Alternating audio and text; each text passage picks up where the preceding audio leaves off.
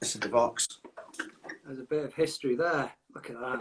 It's 1965, I think it is, and I got it because the shape of it. Yeah. It was just in the window of a shop in Denmark Street in London, which is like the famous, guitar shop street. Yeah. And it was 400 quid, which is money, for a guitar, really. But I just loved it. And the story was that they found a load of them in some warehouse in Italy, behind a load of crates or something. They found guitars, But when we did Killing Moon, this is the Killing Moon guitar, But when we did Killing Moon, I never put it through an amp. It was just mic'd up. Ah, right, okay. So that's the sound. That's why it sounds so weird. It's just mic'd up. It wasn't through an amplifier. Go on, do a little bit. Does it sound like it?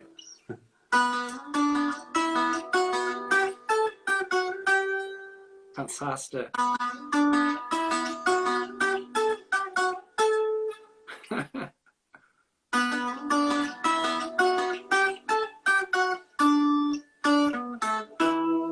So how did you come up with that? What's probably one of the most famous riffs now for the Bunnymen?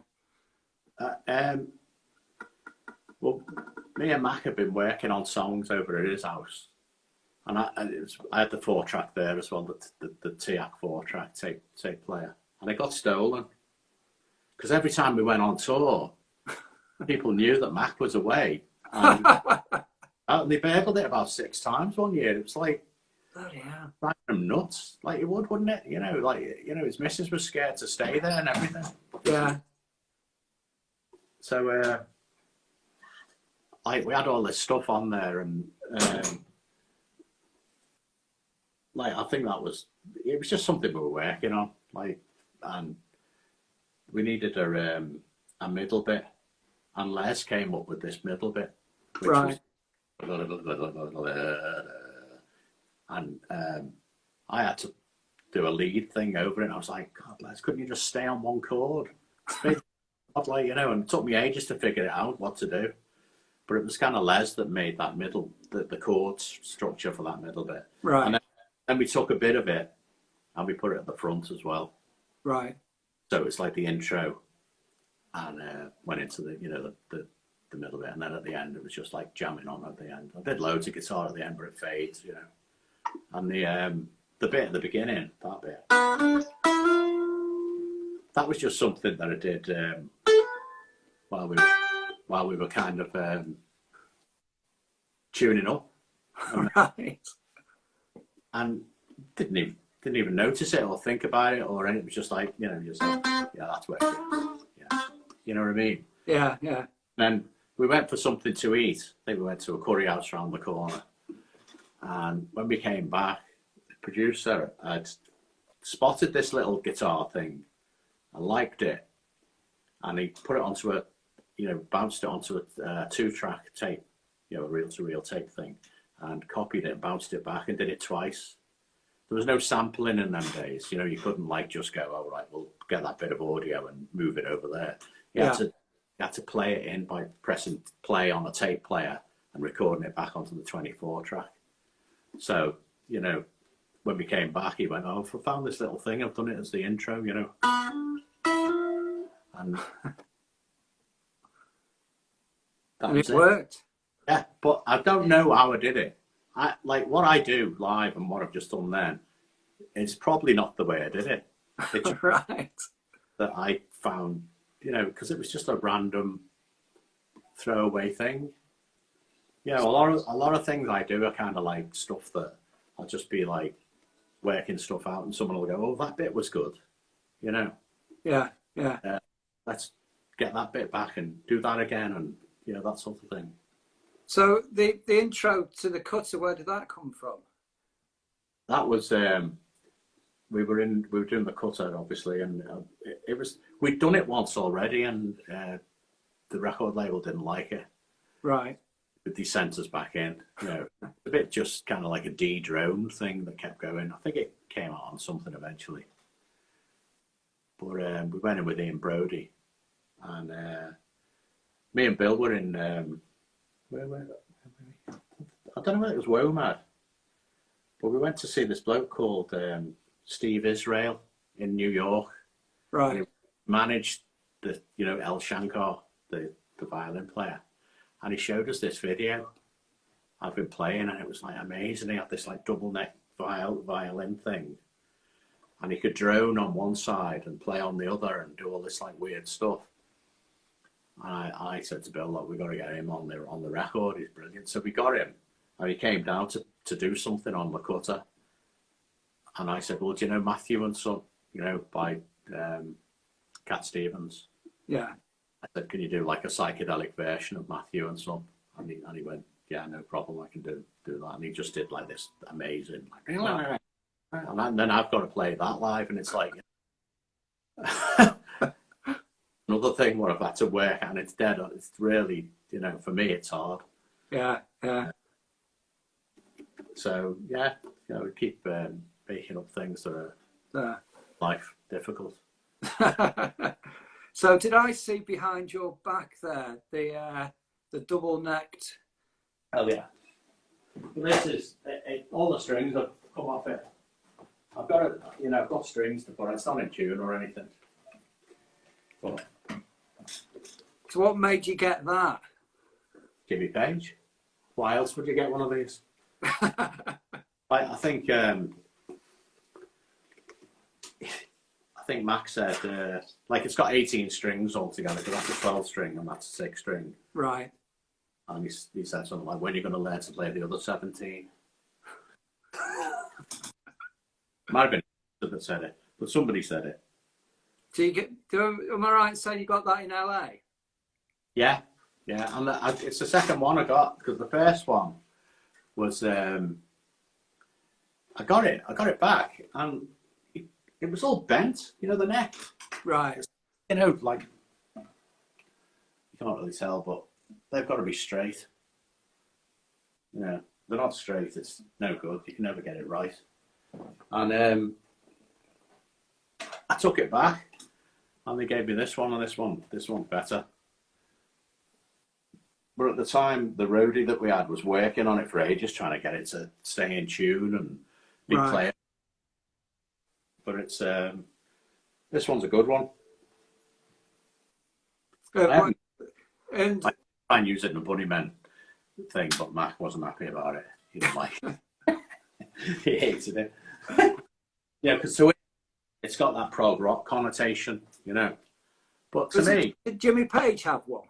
What about it? Yeah, I saw them at an L's course in '75, and he played one of them things. On Way to Heaven. And another distinctive guitar you had was, did you use it for Lips Like Sugar, where it was all steps along the neck? The black one. Still got that here somewhere. That's called a Bond, and Mick Jones had one as well. Big Audio Dynamite. Right. Yeah. That was Mick Jones, wasn't it? Yeah. And it's like got a carbon fibre neck, and instead of having frets, it's like a staircase where it sort of goes down in steps. Dead weird. Yeah. You could play dead fast, but it's not a very good sound. It's a bit thin. I haven't used it much. I did use it live a couple of times. Right. A bit like, it's more of a sort of thing a funk band might have, or something like that. Kind of like thin and, like a sheep, something, Yeah. So it was sort of coming towards the end now. So so thanks very much for doing this, Will. Really appreciate you doing it. And I've just got one last question that's coming from Wally from Chorley. Oh yeah, who says, sourdough guru. Can you use more guitars, please, per song on the next tour to make Davo work harder? Davo. Yeah. Davo. Yeah, I've been using about 8 guitars, and it's just a wind up, really. one guitar. I did used to just use one guitar, but I just thought, I've got all these guitars, might as well start using them. And one of my favourites is that Gretsch Country Gent that I've got. Oh, yeah. Like, that's like the best guitar that I've got, you know. The rest of them are, they're good, but it's not that, you know. Like, that would be the one that I'd choose. I'd probably choose my Telecaster I got. There's the one with the collage on it. Yeah. But underneath that, it's just a black Telecaster. Right. You know? Right. And when did you do that? Well, that must have been, crikey, back in the early 80s when you put all those pictures on it. Yeah. And we also got them tremolo, the whammy bar things. Yeah. We bought them dead cheap in some. It was when we were doing Ocean Rain, and we went out in Paris, and there was a guitar shop. And they had these they're called Bigsby's, but these were like a cheapo version of it. And I put them on the two. I had two of them Telecasters. One of them went missing. I lent it to Pete de Freitas before he got killed, and I don't know what happened to it. Just fine. Right. That was that. So what? I mean, I don't know if who created this song, but Thorn of Crowns. That's a odd one, particularly lyrically. Well, yeah, we needed another track, I think, on the album, and we were sort of getting into, like, Pete was really getting into brushes, and we were like into Dave Brubeck and all that stuff, like Take 5 has got that great drum solo in the middle, and it was also like influenced a lot. Pete was influenced a lot by Tim Whitaker, who was he was the deaf school, and he lived in our flat, and an artist and everything, and he was really into his drumming, like, so Pete and Tim would do loads of drum off things, the neighbours didn't seem to mind it too much, and so we started just doing like this Bo Diddley kind of thing, and I just started doing that, and then I think Les did like a thing in the cut, like a little drop down thing. We just sort of busked it in the studio and kind of made it up, really, and then added a few bits to it. And stuff. It's not that difficult. Says you. Yeah, if you've got the sort of attitude to do it, Yeah. Like when you're in the eye of the storm like that, you think you're invincible. You're just invincible, and it's great being in a band, because it's like being in a gang or an army or something. There's no stopping you. Yeah, it's kind of, you feel like you've got your mates with you, so you're all right. Nothing can bother you. So, especially like when we did all that camo stuff and everything, and it wasn't just us; it was all the crew and all the fans as well. Yeah. Turning up. Yeah, because we recently uploaded the full Shine So Hard video. Oh yeah. Onto the Instagram, and I know it was decades ago, but it hasn't dated. No, yeah. It's phenomenal. It's phenomenal. Well, we didn't try, and we weren't, even though we were sort of fashionable, if you like, clothing wise and all the rest of it, we didn't sort of follow, the sort of 80s look. We were more, I don't know, just, the long overcoat thing. We just sort of invented that. I think Matt got an overcoat from Mark E. Smith, and we started all wearing these long overcoats because they were cheap. You could get them in. There was a place in Liverpool where they sold all second-hand clothes. They were all like basically dead men's suits, Yeah. So we'd go down this. It was called Paddy's Market, and we used to go down there. Great Omer Street Market. Right.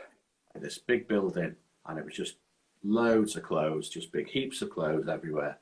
And you'd have to rummage through, and you'd find like a really groovy suit that some beatnik had wore in the 50s and 60s or something, and a long overcoat. I got loads of things there. Yeah. and we all did, you know. So that became your identity. You know, everyone started wearing these long coats or, you know, old man suits. So, right, I think that's about it then, Will. So, again,